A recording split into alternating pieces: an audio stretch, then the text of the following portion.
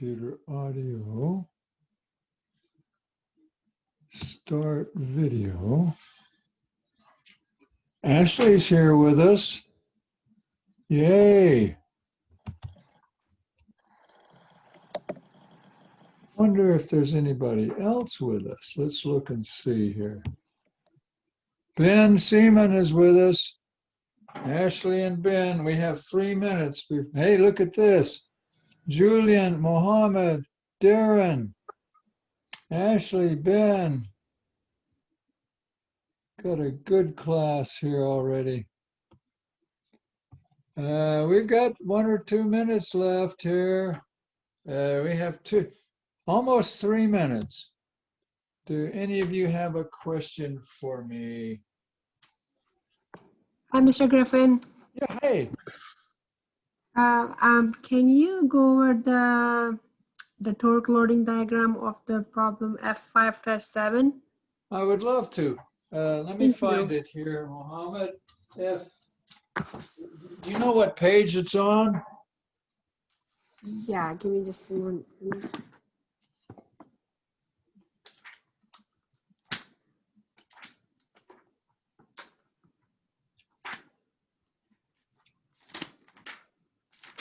It's on page 198.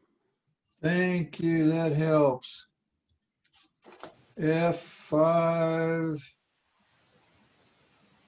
dash set. Yeah, I found it. Okay. All right. Let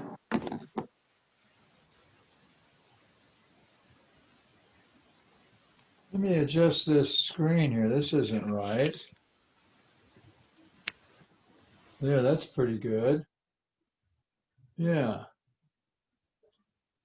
Okay, now right now we're doing a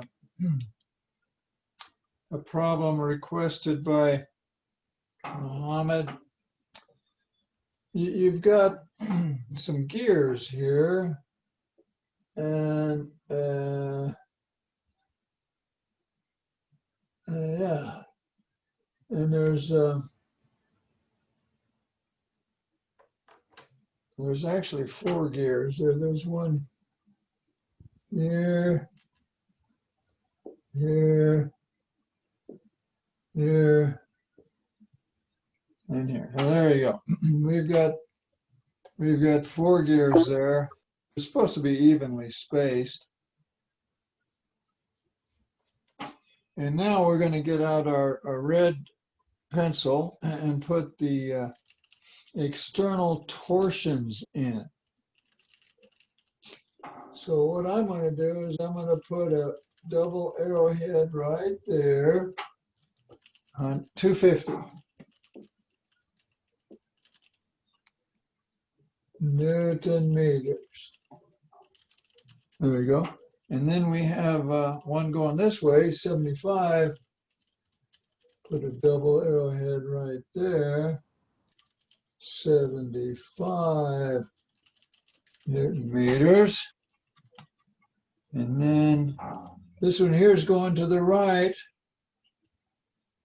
double arrowhead, going to the right, 325 Newton meters. And finally, 150, put a double arrowhead there, 150 Newton meters. Now let's make sure this adds up to 0. Okay, 250, 150 make 400. 325, 75 make 400. Yeah, the sum of the moments. See, external torsions are moments. They're in Newton meters. They're moments. And the sum of the moments is 0. So that's good. And now we're going to do the torque loading diagram.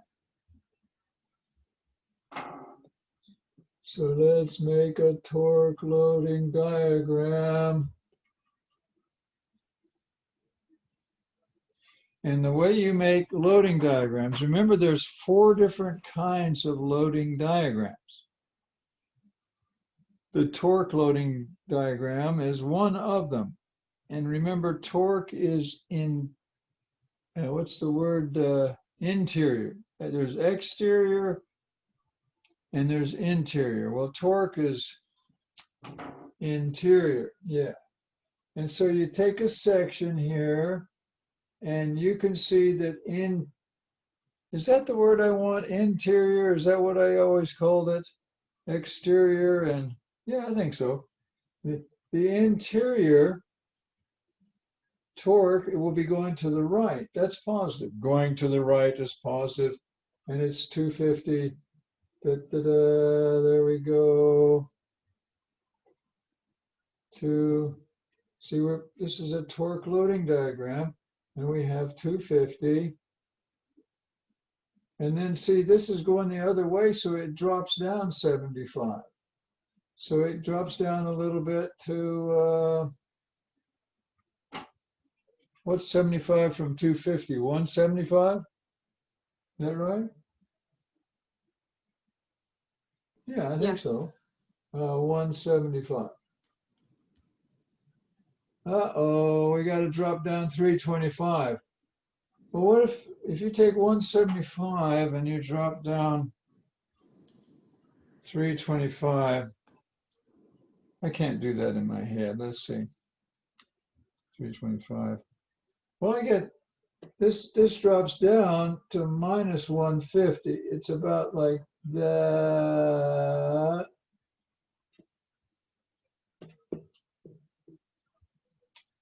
And then if you want to color it and make it pretty, I got some blue here. That'll make it kind of pretty.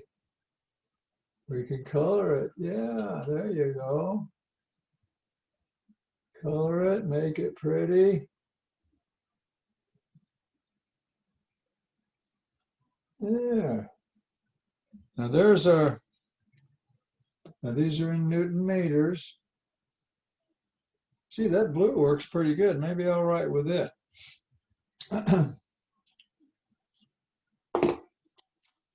But see, what they wanted was the absolute maximum shear stress. Well, that's going to be with the 250 Newton meters. See it? So we have this formula that goes like this.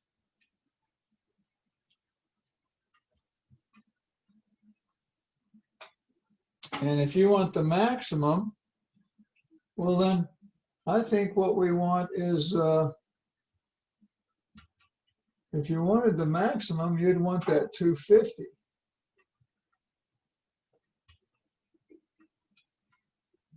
Now we need to get the rho. Now let me see what this rho is. They said it's a 50 millimeter diameter.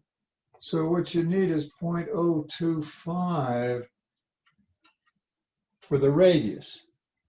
See, if the diameter is 50, the radius is 25. Then you divide by J. Now J is pi over 2, 0.025 to the 4th. I'd like to talk about that J a little bit more here in just a minute. It's got a name. It's called the polar moment of inertia. That's the name of it. J is called the polar moment of inertia. And it's in meters to the 4th. Or it could be inches to the 4th, or millimeters to the 4th, or feet to the 4th. It's something to the 4th, okay? Now I'm going to put that in my calculator. And I'm going to get the answer. Here goes. You do it too.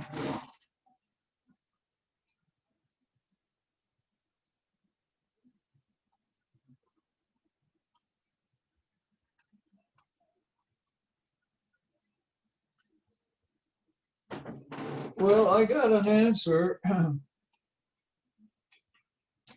I'm getting the maximum shear stress is 10 point, here I'll round it off, 19 megapascal. Now let's see how we did. This was problem F57. And if you look up the answer book, the book says 10.2 megapascal. So we did great.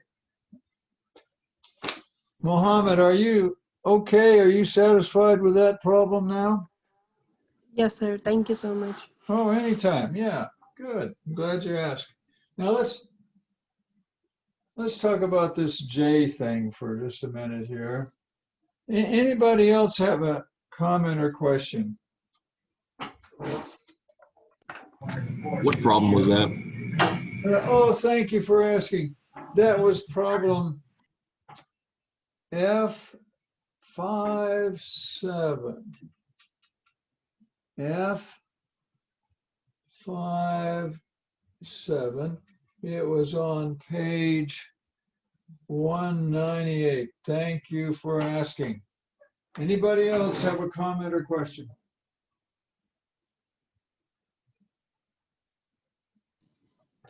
Mr. Griffin, Mm-hmm. this J value polar moment of inertia, it's gonna be different for different materials? Oh, yeah. Well, no, not for different materials, for different shapes. Yeah, I mean shapes. Yeah, shapes. Yeah, for different shapes, it will be different. Absolutely.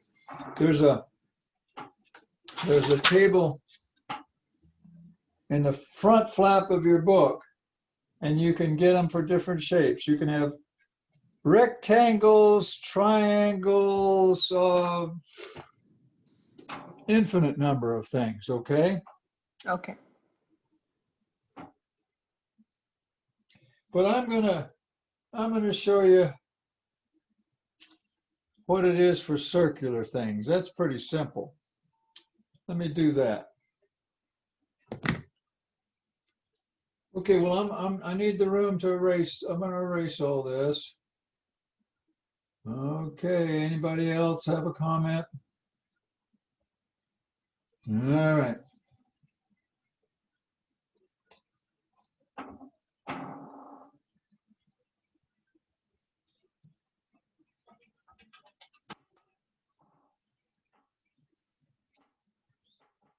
Now we ran across this J thing, this polar moment of inertia.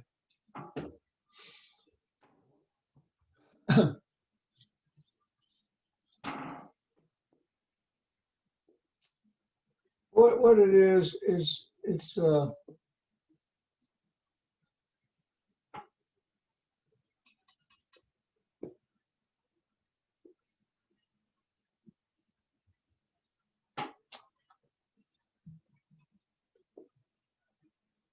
it's the integral of rho squared dA is what it is. I think I showed you that. We derived the, yeah, there it is. I see it there on page 187. You guys could read the book. What an idea. You could read the book. But it appeared in my derivation of this equation here.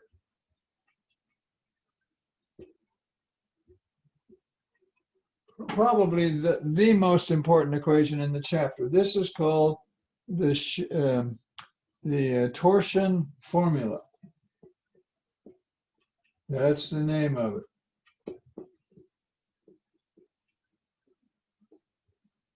Probably the most important equation in our chapter. And in deriving it, we stumbled across this thing they labeled J. See, there's there's moments of inertia about the x-axis, and, well, I can tell you what that is. There's moments of inertia about the y-axis, and I can tell you what that is. Whoops, I forgot the square. There we go. And then see, there's moments about the z-axis.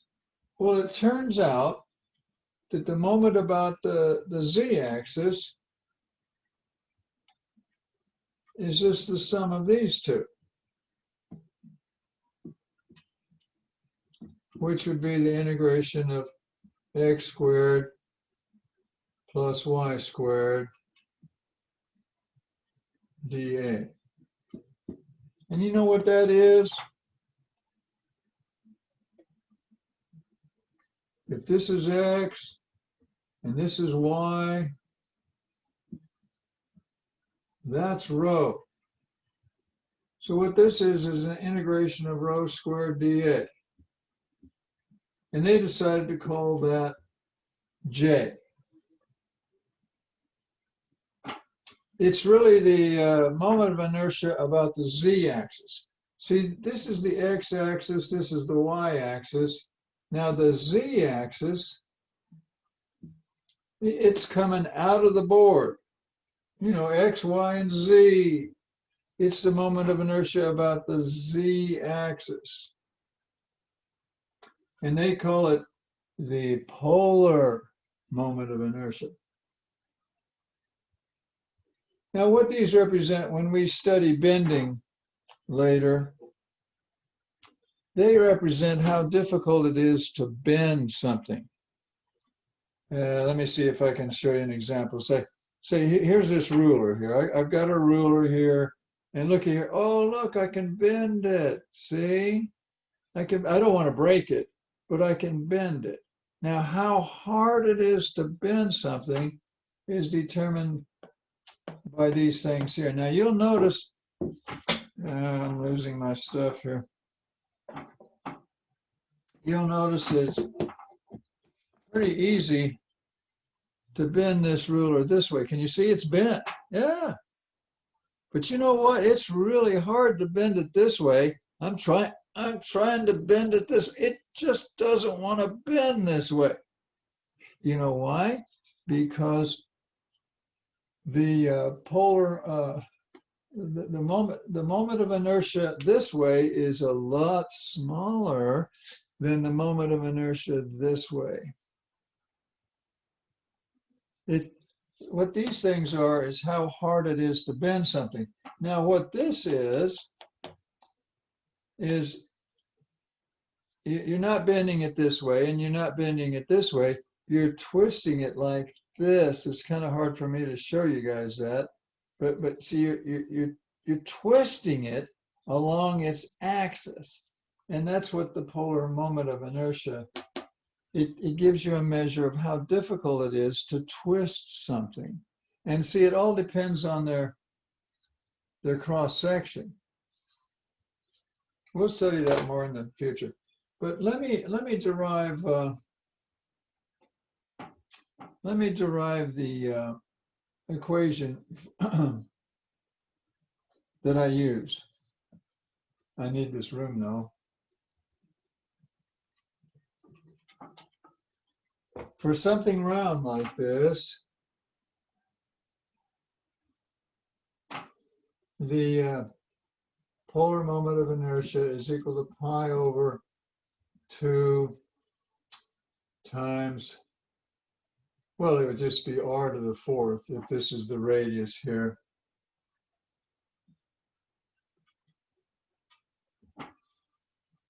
Let me show you why that is. By definition, they define J to equal that. And see, rho is the distance from the centroid. It could be to here, let's say. It could be any distance. What we're going to do is we're going to make one of those calculus things where they make a little thin-walled ring like that. And the area of that ring is equal to 2 pi rho d rho. 2 pi rho d rho. See, 2 pi rho, that gives you the circumference of that ring. And d rho gives you the thickness of the ring. So if you take the circumference times the thickness, you'll get the area. That dA, that is the area. Okay, so now let's go ahead and do this integral. Here we go. That's going to be rho squared times dA, which is 2 pi rho d rho. And we're going to go from 0 maybe to r. How's that? Now they usually call that c.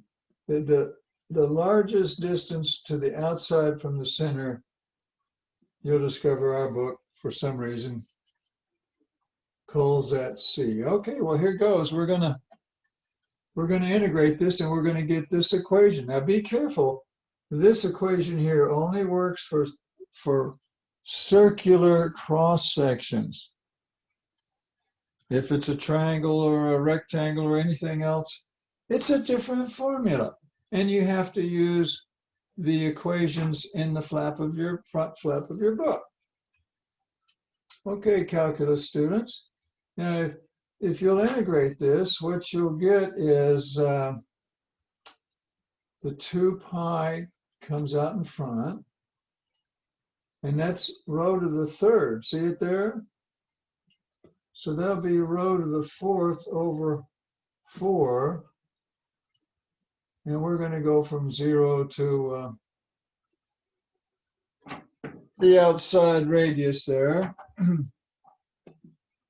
And so what you wind up with is pi over 2 c to the fourth by the time you get through integrating that. I skipped a step, but I think you're okay with that, aren't you? And that's the equation we used. Didn't we just use that? We just used that equation to find the, we plugged it in here, didn't we? So I have just derived for you the polar moment of inertia for a round circular cross section.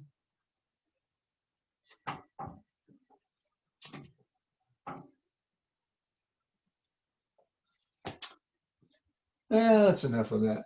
Do you have a question on that? Anybody have a question on that? I guess there's no question. Now you might run across a situation where you have a round cross section, but it's hollow. Okay, it's hollow. And so it has an inside, I don't know how to do this. Why don't we call it C1 and C2? How's that? And so J, if like a pipe, if you had a piece of pipe, see it's empty on the outside, and the metal is all here. Yeah, that's where the metal is, and there's nothing on the inside. It's just empty. And so J would be pi over 2 C outside. Well, I call it C2 minus C1 to the fourth. Ta-da, there you have it. I just gave you the equation for a hollow round piece of pipe. Any questions on that?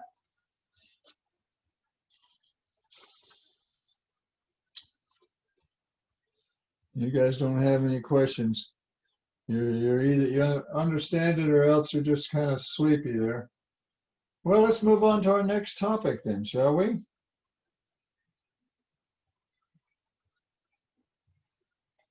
We talked about the polar moment of inertia and the torsion formula. And the next topic is called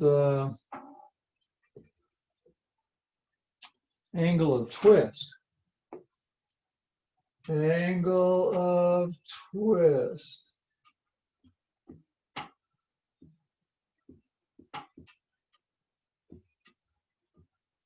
See, when you take a piece of pipe or any other kind of a long object and twist it, it'll turn through so many degrees of twist. And the equation that we're going to come up with here in just a minute goes like this.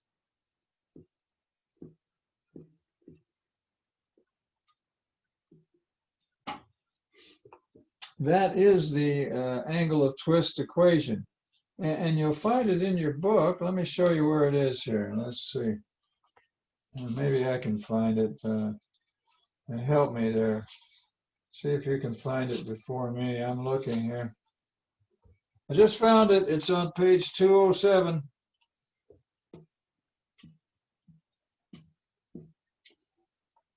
And this is your angle. Now that angle will come out to be in radians. Now you can convert it to degrees, but we know what that T stands for. That T stands for torque. It's an internal twisting. See, it's not an external torsion acting on the piece. It's internal. And L is the length of your piece. J is what we've just been talking about, your polar moment of inertia. And this G comes from this equation here that we know and love.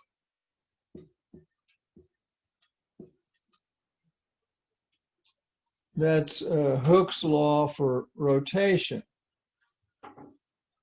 The shear stress is equal to the modulus of rigidity times the shear strain. That's what that G is.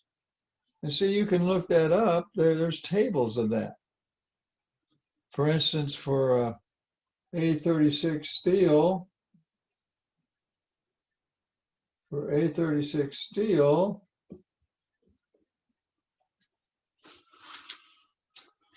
it is that's structural steel. It's structural steel, and it is 75 gigapascal.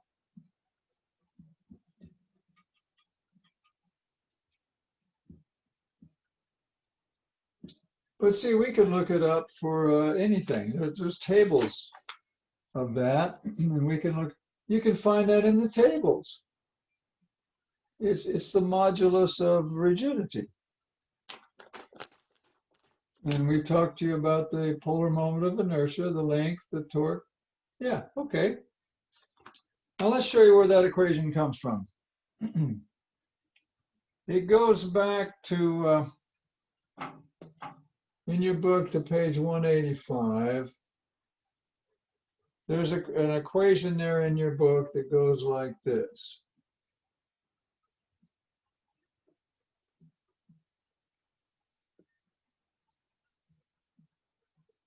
Those of you that have a book handy, see if I'm telling you the truth. 185. Yeah, I see it there. It's right there on page 185. Now what we're going to do is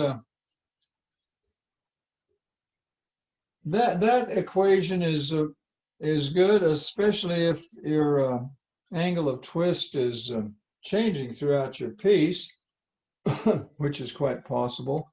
But for a simple problem, your angle of twist doesn't vary throughout your piece. It's just a constant. And so you could write this like this.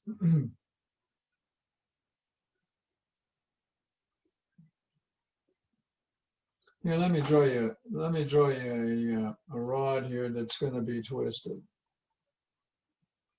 See, here's this rod, and we're going to put some external torsion on it, and see, we're going to twist it. We're going to twist it, and it's going to turn a certain angle. Now, for some reason, they used phi there. I really like theta better, but that's just a dummy variable. And length, that's just the length of the rod.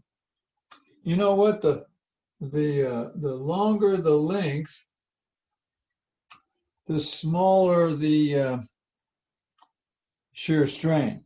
Well, that kind of makes sense.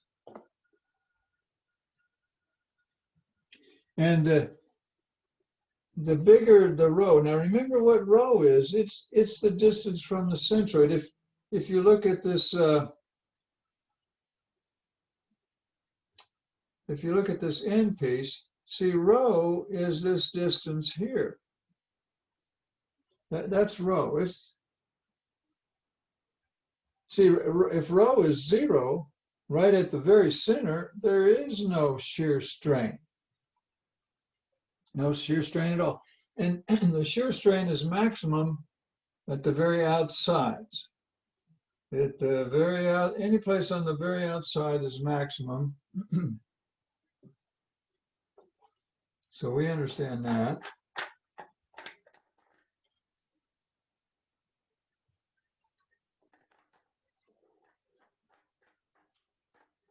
Okay, now let's see if we can get from there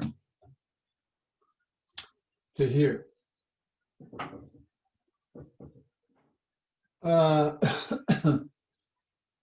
We have this lovely equation for shear strain. We could write, you know what? We could write shear strain as shear stress over G. Can you get from here to here? Can you make it? Well, let's stick it in here. Here, try this.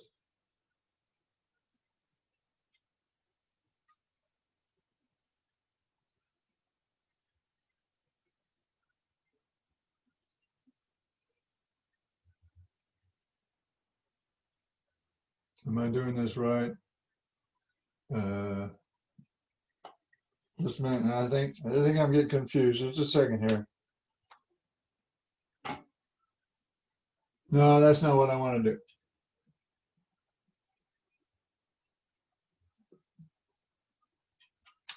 Here's what I want to do.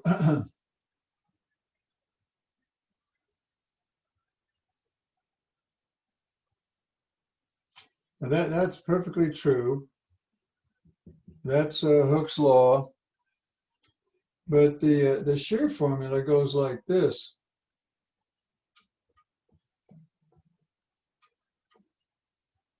That's what I want to do. This is Hooke's law here.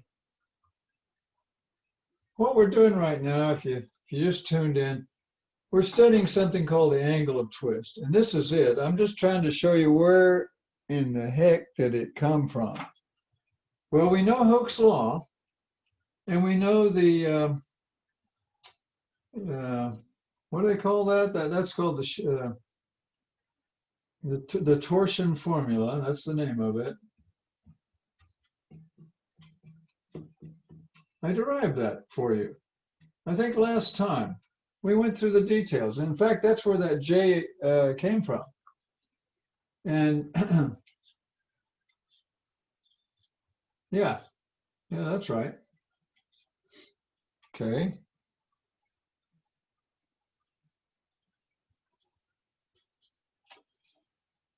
Well, maybe I do need to do this. See, that gamma is equal to tau over G. Yeah, I was on the right track. That gamma is equal to tau over G, and see that tau is equal to T rho over J. So here, let me substitute that in. T rho over J. Now don't forget there's a G there, so you got to stick that in. Now we have an equation and we can do a little algebra on it. See those rows there? I could do a little algebra trick on that. And here's what I have left. Almost done here.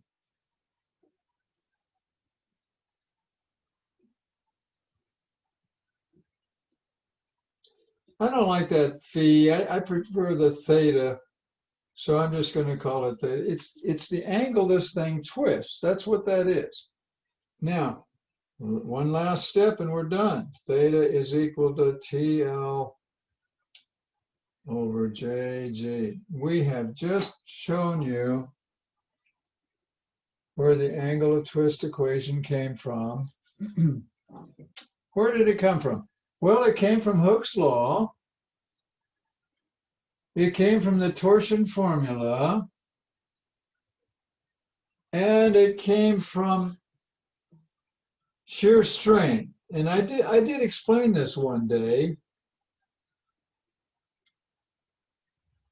Remember, shear strain is shear strain. I started off, I told you it's deformation over length, where the deformation and the length have to be perpendicular. Read it again. I'm not going to do it again. Page 185. If you'll take these three equations here, see them, and do a little algebra like I did, you can come up with the angle of twist equation. Okay, well, let's work a problem. But before we do you have any questions? Anybody have a question? Okay, well, let's do this one. This looks pretty good.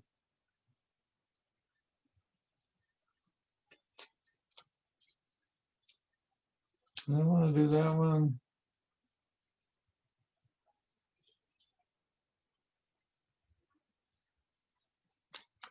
Yeah, we'll do this one maybe.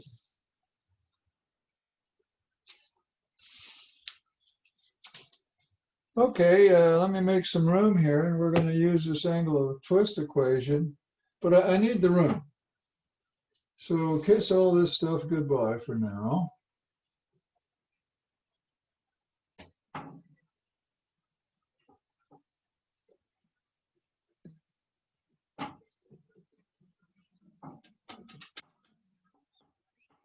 And I thought we'd do F512.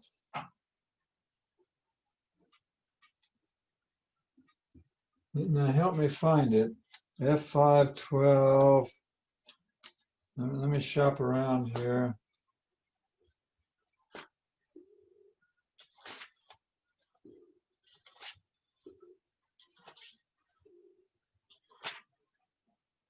Yeah, I found it.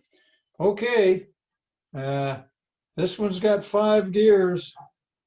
It's on page 215.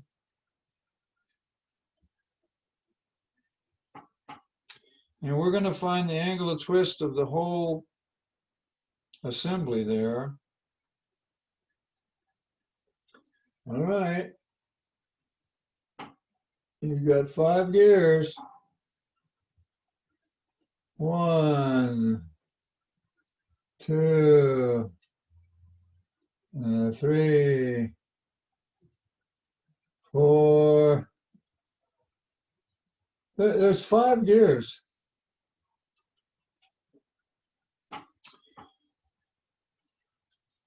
Now we got to get to our red stuff and put it on there.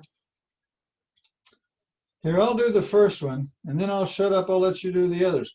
This first one, you should have a double arrow of 600 Newton meters going to the right.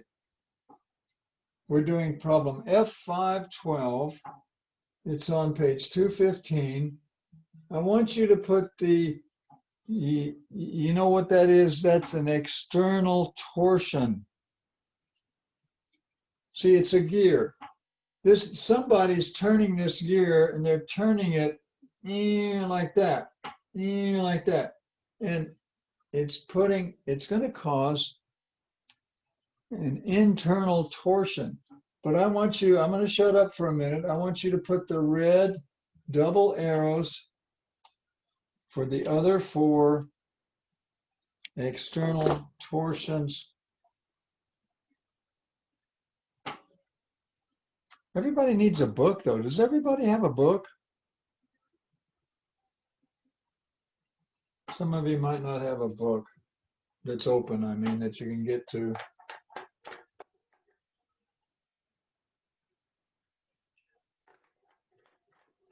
Here, let me just go ahead and do this one.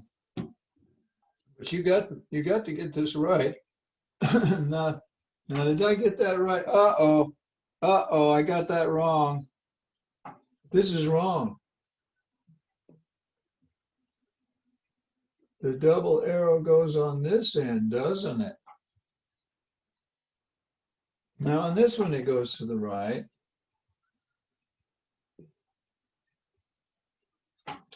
And this one is 900 Newton meters. This one, well, this one goes to the left.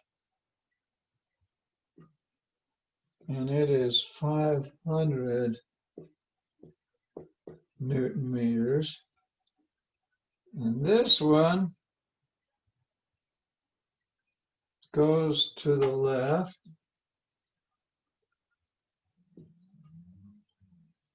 300 Newton meters.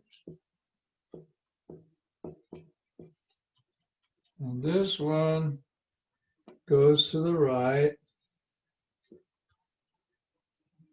500 Newton meters. Now, if I got any of those wrong, somebody speak up. But I think it's right. Now, we're going to see if they add up. Do they add up? Let's see. 14. You know what? They do.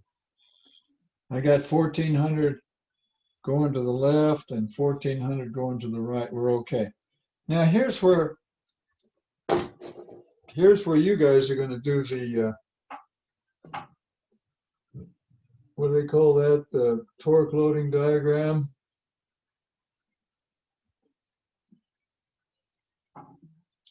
I'm going to shut up for 1 minute.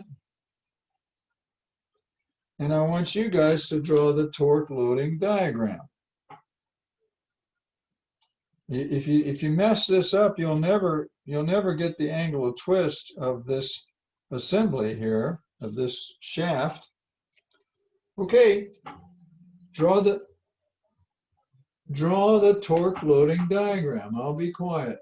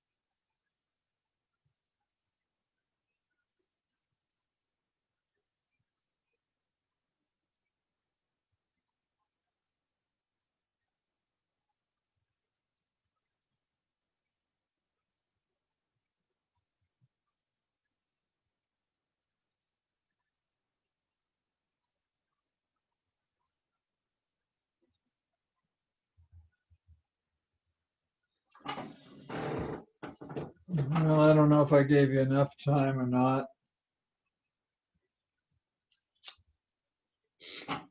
But I bet you got started on it. Hey, to do any of these loading diagrams, you have to take a section. Now, if you took a section in here, you're going to have a 600 Newton meter internal torque going to the right. Going to the right's positive, so it's 600. Let me just erase that. You're going to have 600. You're going to have 600 all the way to here. And then what happens is it takes a turn downward 900, so that makes this negative 300, doesn't it? See it? Negative 300 to here. Negative 300 Newton meters to here. And then it pops back up 500, it goes up to 200, so you're up to here now.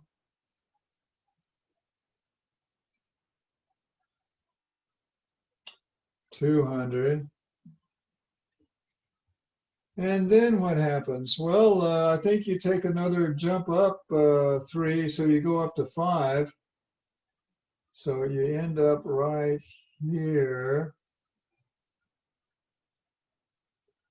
500. You don't go back down to 0. The twist doesn't become 0 over there on the right-hand side. There's still twist going on.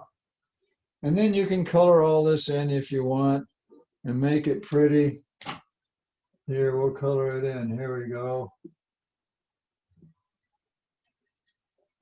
There, that makes it pretty. And we've got our torque loading diagram. Now we're going to find, see, they label this A, B, C, D, E. They label this A, B, C, D, E. They want the angle of twist of E relative to A. If you'll read it, that's what it says. So here's what we're going to do. We're going to go TL, 600 Newton meters, times that length, what they said is 0.2 meters, all over J, JG. The JG is the same for everything. So we don't need to write it separately. But now, wait a minute, this is going to be a minus 300 times 0.2. This will be a plus 200 times 0.2. And this will be a plus 500 times 0.2. They all have the same denominator. The J is going to be pi over 2. It says the diameter is 40, so the radius is 20.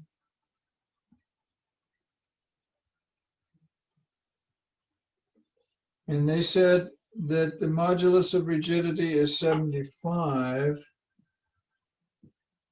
gigapascal. Okay, this is going to give us the total angle of twist between A and E. Now I'm going to shut up and I'm going to call on one of my excellent students here in a minute. Plug all that stuff in, please, and tell me. Professor? Yeah, go ahead. Doesn't the J need to be to the 4th power? Absolutely. Honk and thank you point. Now, who was that? Ben Seaman. Ben, proud of you, Ben. You're absolutely right. And I was absolutely wrong. Good going, Ben. You helped the class. Okay, everybody, have at it.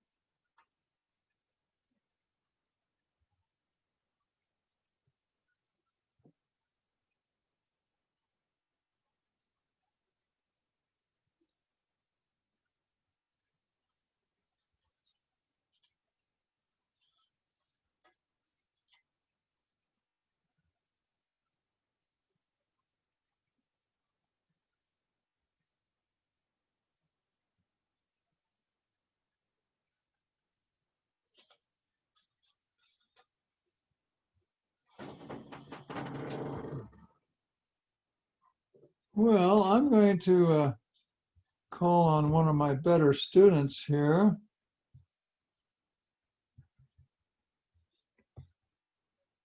I can figure out how to do that.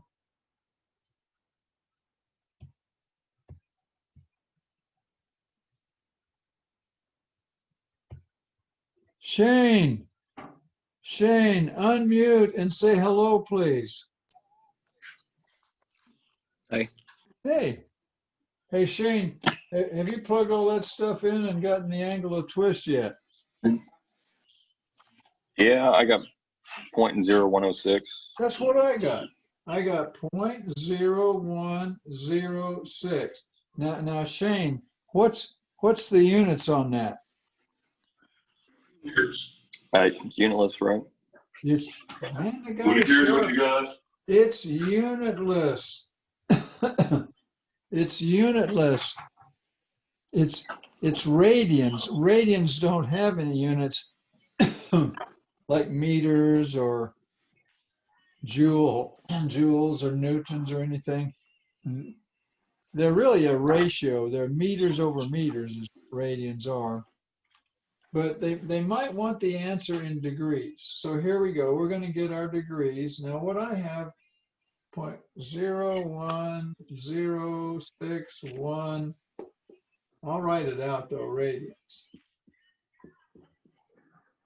And if you want degrees, what you do is you multiply by 180 is equal to pi radians. Okay, I'm going to do that, and I'm going to get the degrees now.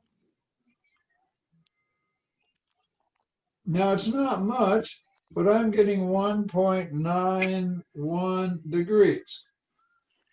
This shaft twists 1.91 degrees. Okay, there you go. There, it shifts. Now let's see how we do.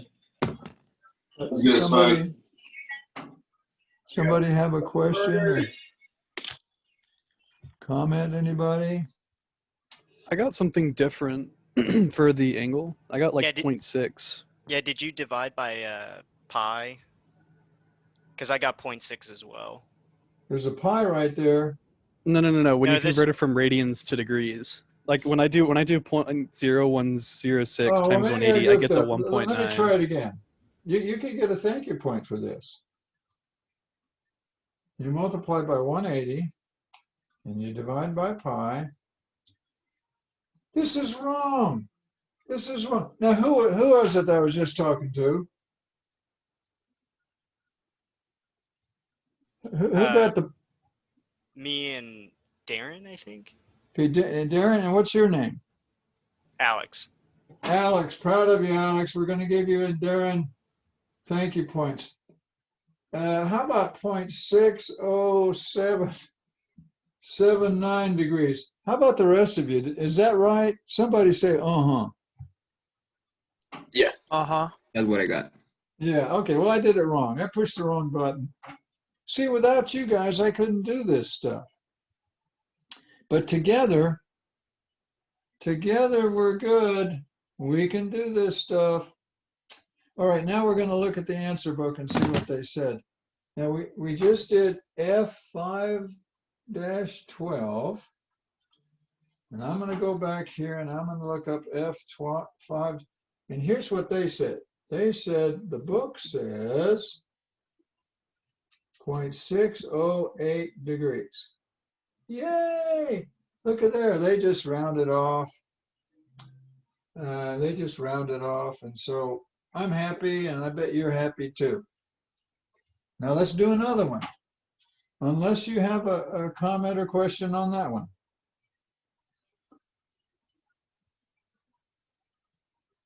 Okay, well, if you're happy, I'm going to erase this. We're going to do another one now. Here goes.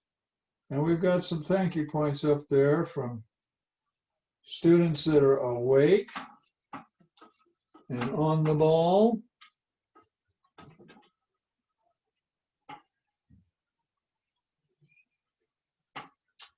Okay, now this one is problem 567.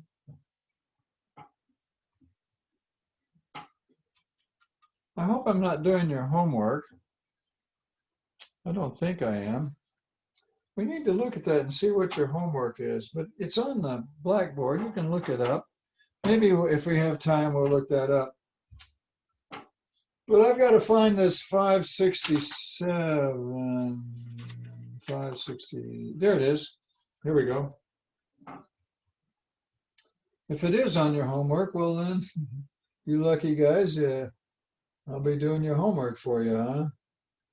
Okay, you've got this shaft here. There we go. And it looks like a generator. It's an electric generator. This is a motor. And here's your shaft. And this is a generator.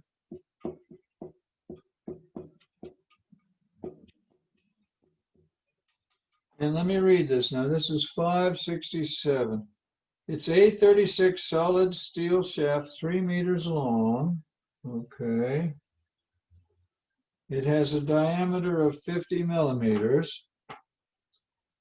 So if you looked at the diameter,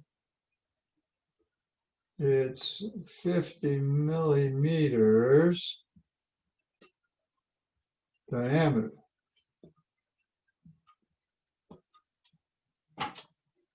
It's required to transmit 35 kilowatts of power. Now I discussed with you the equation for power recently, and it goes like this. Power is equal to torque times angular velocity. In fact, I showed you where that came from. Or you could read the book if you don't remember. Or you could watch the video. It's on YouTube. It's 35 kilowatts is the power. And that's equal to the torque in this shaft times the angular velocity. Do they tell you, let's see, 35. Determine the smallest angular velocity of the shaft if it's restricted not to twist more than 1 degree. Okay. They don't tell you the torque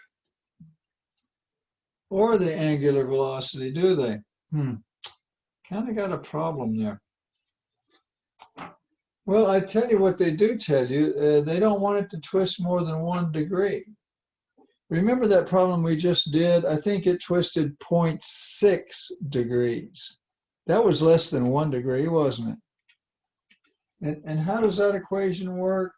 The angle of twist equation.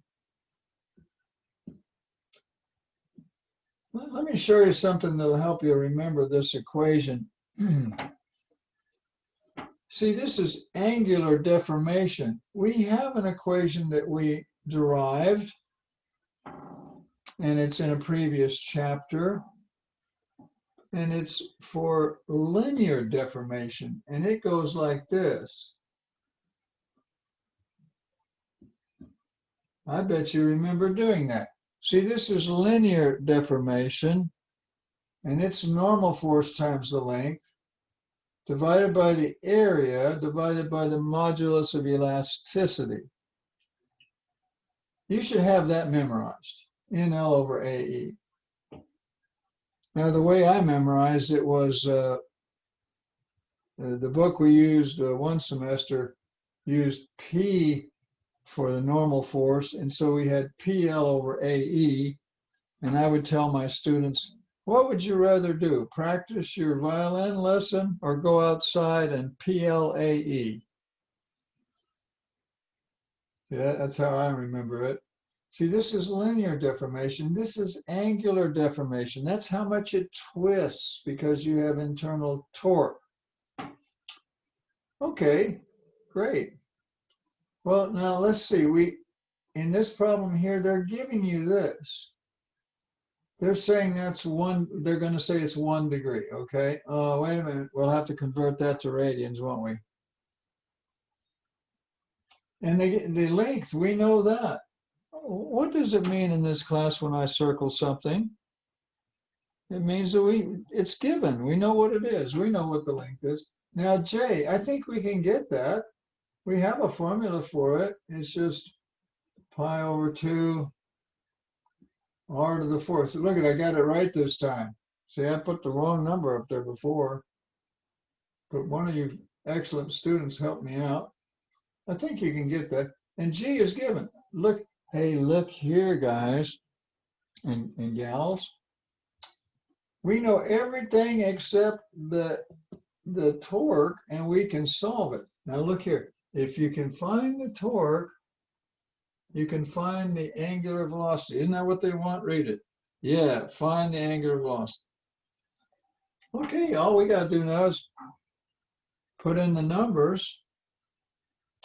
So let's do that. We're going to put in the numbers in this equation. Here we go. Do I have room? First of all, I'm going to convert that to, it's pi over 180, isn't it? Pi over 180 is equal to the torque times 3 meters divided by pi over 2, 0.025 to the 4th. See, that's the diameter. The radius is 0.025, and G is 75. That's an exponent there. 75 gigapascal. You see this equation right here? We can get the torque from that equation. Now, once we get the torque from that equation, we can put it in here and find the angular velocity. Now, I'm going to shut up for a minute and a half. I want you to find the torque. I want you to put it in here. And I want you to find the angular velocity. See if you can do it. Go ahead. I'll be quiet.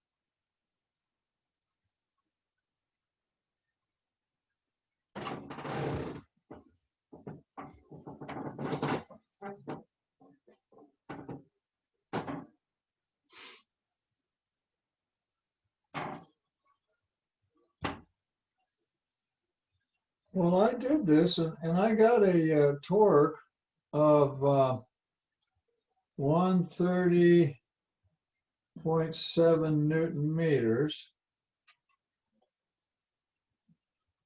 Then I plugged that in here, and I found my angular velocity, and I got 267.7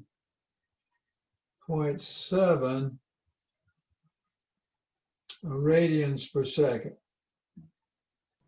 Do you have those in the right spot? Because I got my torque is the 267 and then the angular velocity is the 130. Yeah, I did too. I think you're right. I think you're right. Here, let me get it right here. I appreciate you so much. The torque is the 267.7. And then I lost the other. Is it what is it, 130? 0.7, yes. Yeah, there you go, 130.7. 130.7 radians per second. Hey, we'll put another thank you point there for all of you that know what you're doing. Well, great. Now let's see how we did. I'm going to look up the answers in the back.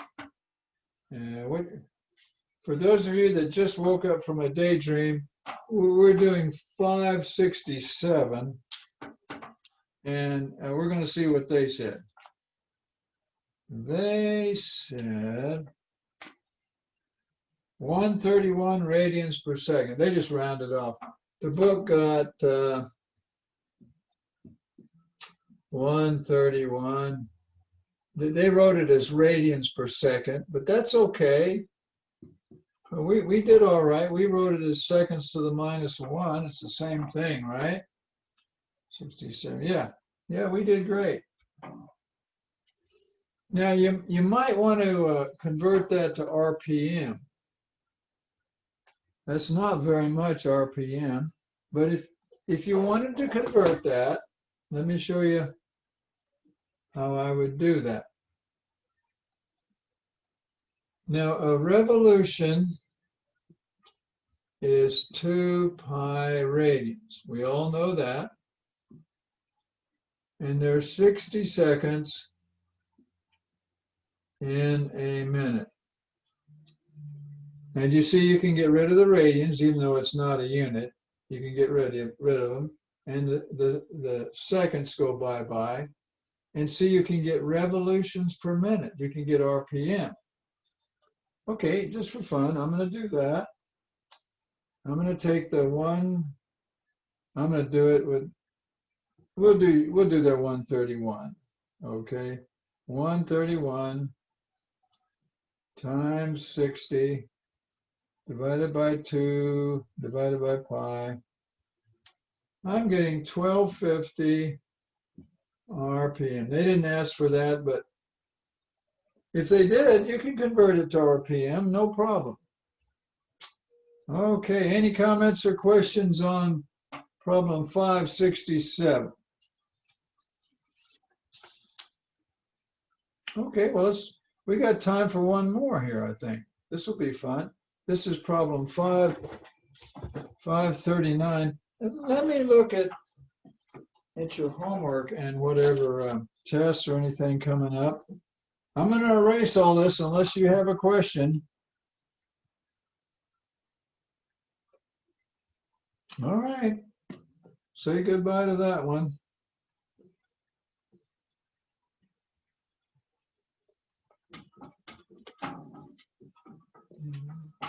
Let me look at your homework situation real quick here. And today is the 8th of October. 8th of October. And your homework is homework, believe it or not, number 16. And it's problem 531. 531. It's on page, looks like 203. Looks like page 203. And it would be due the 11th. What's today? Thursday? That'd be Sunday, wouldn't it? Yeah. Yeah, it's due Sunday. So that's your homework. Now, your exam will be available October 15th. You know what that is? That's a week from today, isn't it? Yeah. I think I think your exam will be available October 15th. That's a week from today. And it's on chapters 3, 4, and 5. And it'll be due a week from Sunday. Okay, well, that's some housekeeping stuff there, but let's get back to the fun now.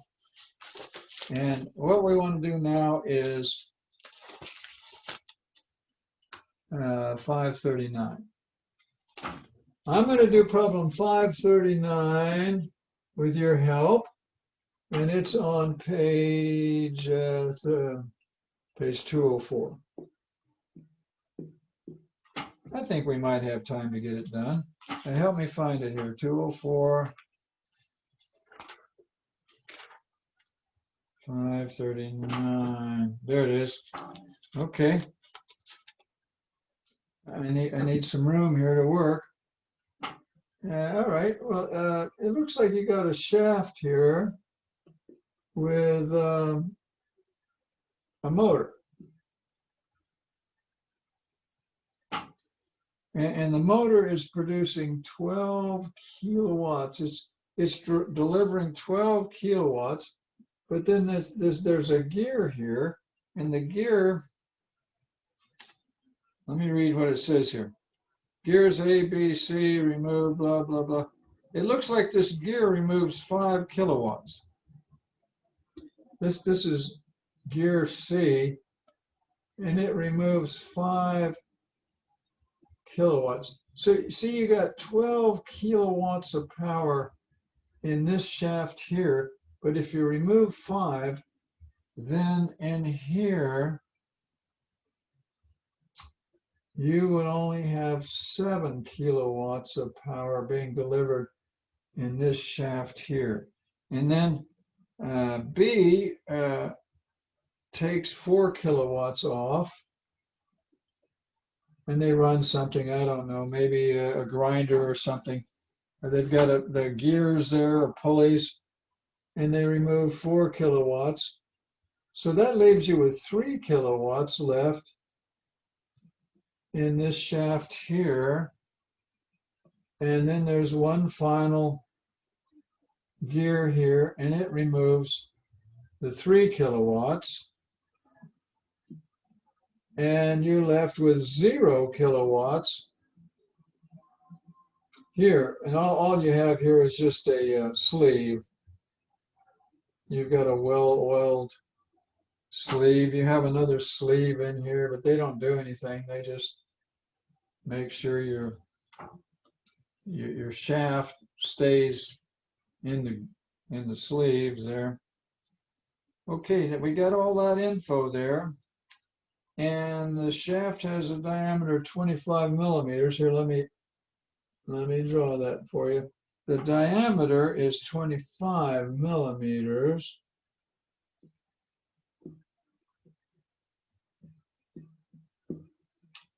It's a solid shaft, solid steel shaft. It's got smooth bearings at D and E. I guess this is D and this is E. Those are smooth bearings. And we've written down all the power there. Now it's turning at 50 revolutions per second. They're giving us omega. Omega is 50 revolutions per second. Now we don't want revolutions per second. We want radians per second. See, there's 2 pi radians for every revolution. So what you have here is 100 pi. You've got 100 pi radians per second. I hope you can read my writing. That's what omega is. It's 100 pi. Now, what do they want to know? The absolute maximum shear shear stress in the shaft. Well, we can do that. Now here's what we're going to do. We're going to make a torque loading diagram.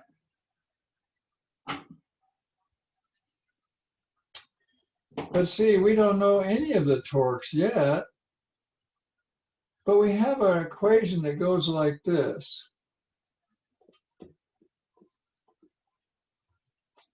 This is the equation for power. Like for instance, right here, this is 12 kilowatts. So if that's 12 kilowatts, and omega is 100 pi radians per second, I can get the torque in here. Somebody do that. I'll call on one of my excellent students, but we better hurry. We're running out of time, doggone it.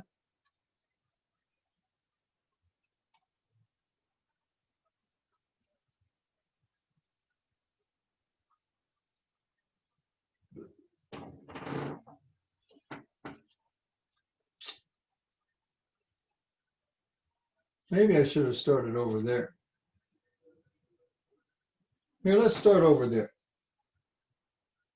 No, go ahead. Tell me what you got. Let me go to one of my excellent students. Let's see here. How about my friend Julian? Julian,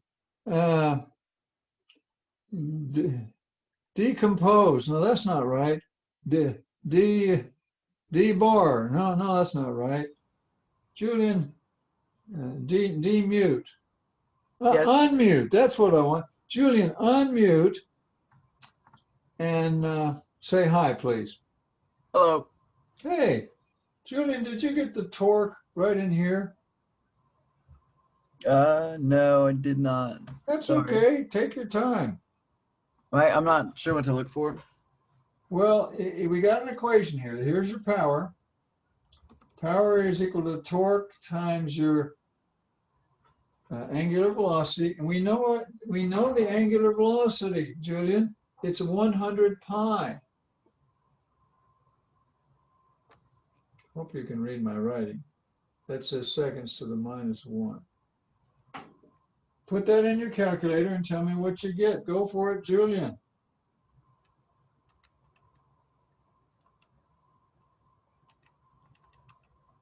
So 0.00833 repeating. Say that again. Did you put 1,000? See, K is 1,000. Oh no, I did that back. I'm sorry. Hold on.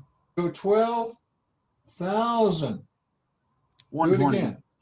120 is what I'm getting. What are you getting? 120. Julian. It's Hey, 100. There's a pi.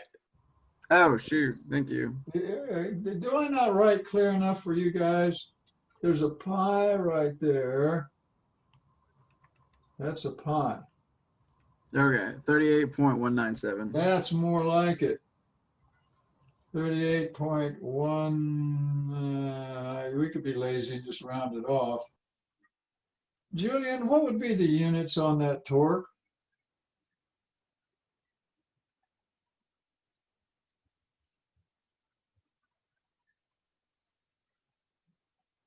We got to know the units for torque. What do you think they are? It's Newton meters, right? Yeah, there you go. It's Newton meters. Good going. Well, we got it there. But here, let's get these others. Oh, gee, we only have 4 minutes left. Now, there is no torque in here. Remember, you got zero power. If the power is 0, the torque is 0 in there. But then here you'd have to go 3 kilowatts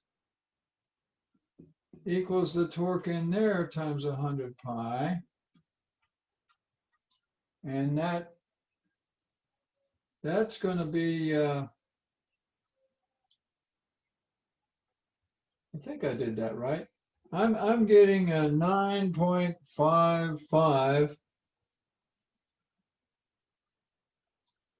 all the way to here, 9.55 Newton meters. Now we got to do this one in here.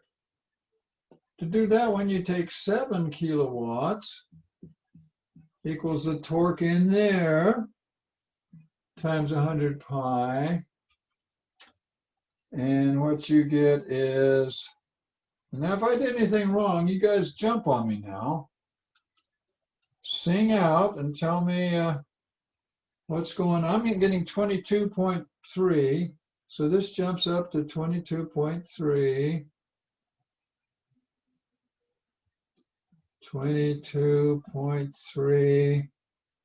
And then we already did this. This one's 38.2. So this jumps up to 38.2. 38.2 Newton meters. And here I can get my pretty color here.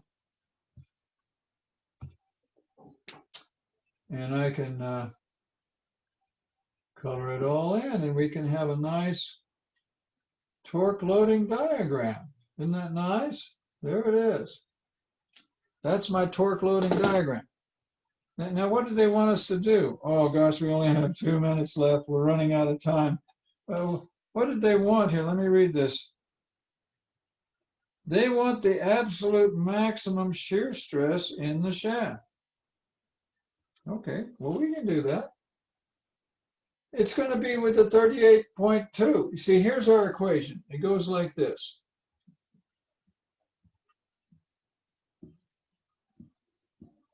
Now, this equation has a name. Let me go to one of my wonderful students here. Nicholas, I haven't picked on you all day here, Nicholas. Nicholas, unmute and say hello, please. Hello. Hello. Nicholas, this equation has a name. It's the most important equation in our chapter. What's the name of it? I don't know. I love honesty, Nicholas. It's called the torsion formula.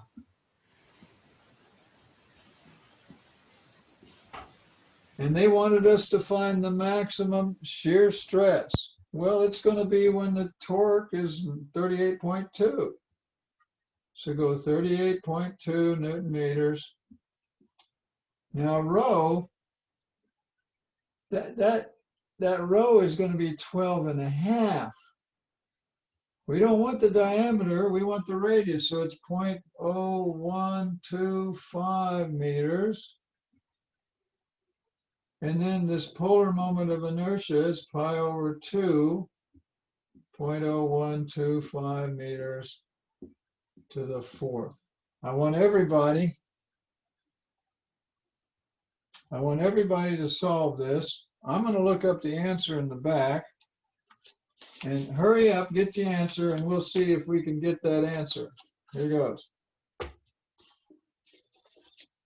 This was problem 539. And they said,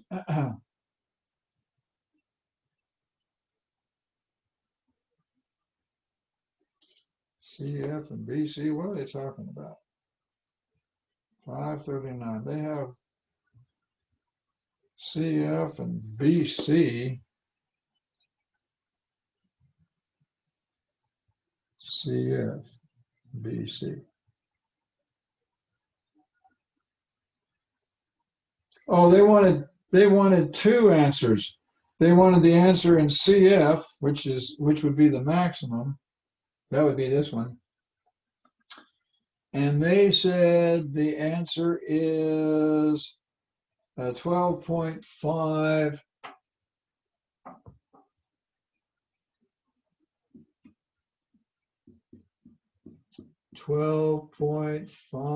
megapascal. Now, did anybody get that when you did all this? Did you get 12.5? Because that's the answer, bro. Was that yes? Well, we did good. We got the answer. Now, they also found the answer in here, but we don't have time to do that because I have to say goodbye to you all. Hey, I will see you Tuesday at 9:30. Bye-bye, students. Have a good Goodbye. day, Thank you very Mr. much. Thank All you. right, thank you very much.